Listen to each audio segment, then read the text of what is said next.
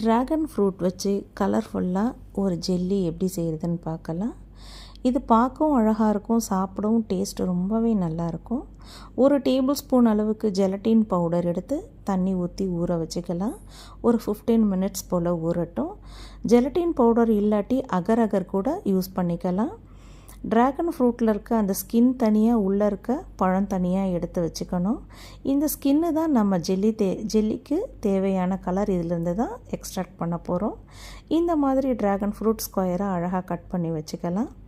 ஒரு கிண்ணத்தில் 2.5 கப் அளவு தண்ணி ஊற்றி அதில் நம்ம க்ளீன் பண்ணி மேலே தோல் பீல் பண்ணி வச்சுருக்க தோலெல்லாம் போட்டுட்டு ஒரு கொதி வந்த உடனே ஆஃப் பண்ணி கொஞ்சம் நேரம் வச்சுருந்தோன்னா கலர் எல்லாம் தண்ணியில் நல்லா இறங்கிரும். அதுக்கப்புறம் அதை நல்லா வடிச்சிக்கலாம். வடிச்சிட்டு அதே கிண்ணத்தில் இந்த கலர் தண்ணியை திரும்பவும் ட்ரான்ஸ்ஃபர் பண்ணிவிட்டு 1/2 கப் அளவுக்கு சுகர் போட்டுக்கலாம். சுகர் போட்டு நல்லா கொதித்ததுக்கப்புறம் நம்ம ஊற வச்சுருக்க ஜெலட்டின் எடுத்து அதில் போட்டுக்கலாம்.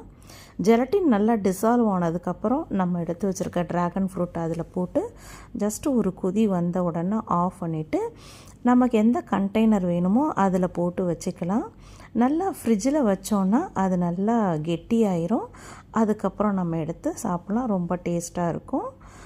நீங்களும் செஞ்சு பாருங்கள். இந்த மாதிரி நிறையா வீடியோக்கு நம்ம சேனலை சப்ஸ்கிரைப் பண்ணுங்கள். தேங்க்யூ ஃபார் வாட்சிங். Please subscribe our channel.